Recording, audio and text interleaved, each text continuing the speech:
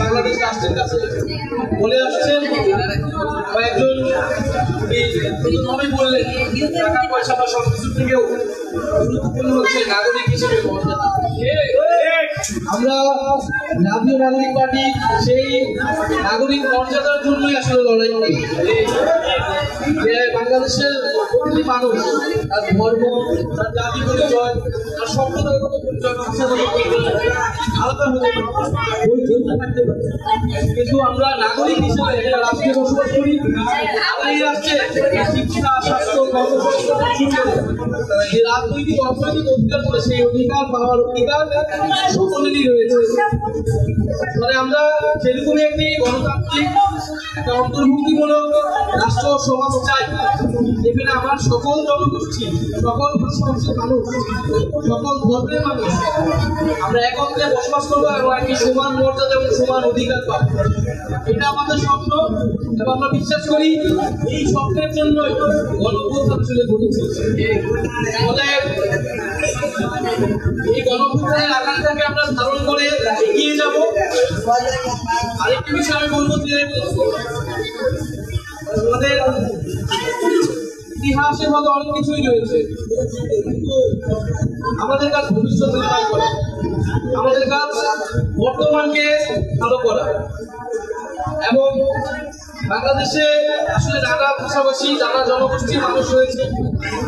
উর্দু ভাষা এবং উর্দু জনগোষ্ঠীর মানুষ বাংলাদেশেরই অংশ। বাংলাদেশের সভ্যতা, বাংলাদেশের সংস্কৃতি সব কিছুর সাথে জড়িয়ে রয়েছে উর্দু ভাষা এবং এই উর্দু ভাষী জনগোষ্ঠী। বাংলাদেশকে আমরা একটা বহু ভাষার, বহু সংস্কৃতির দেশ হিসেবে গড়ে তুলতে চাই।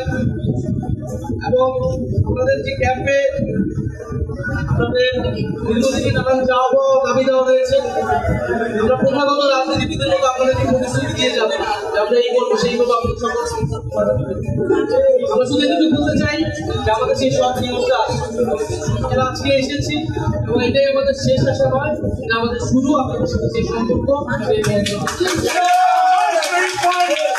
সফলতা অনুযায়ী আমরা আপনাদের পাশে থাকবো, আপনারা আমাদের পাশে থাকবেন।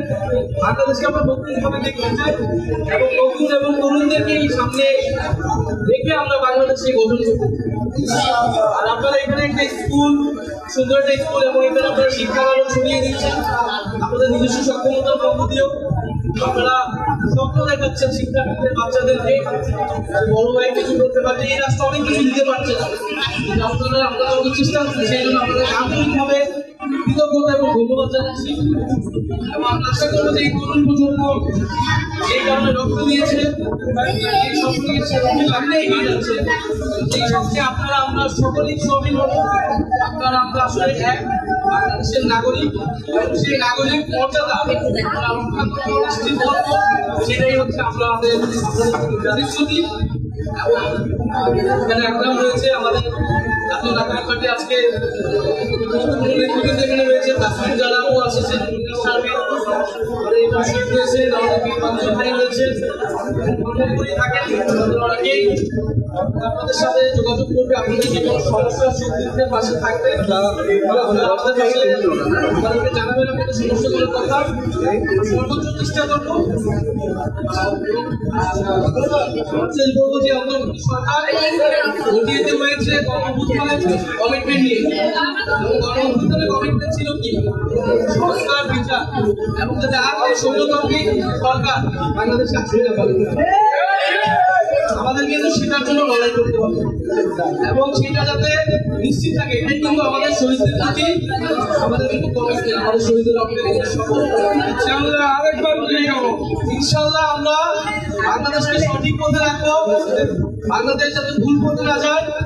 এবং আপনারা যারা এখানে শিক্ষার্থীরা রয়েছে, তরুণরা রয়েছে, আপনারা স্বপ্ন দেখবেন এই দেশটা আপনাদের, এই দেশটা আমাদের, এই দেশের সমান অংশীদার আপনারা আমরা সবাই। এই বিশ্বাস এই রাষ্ট্র থেকে আমরা বুঝেছি এবং আমরা সেই রাষ্ট্রের দায়িত্ব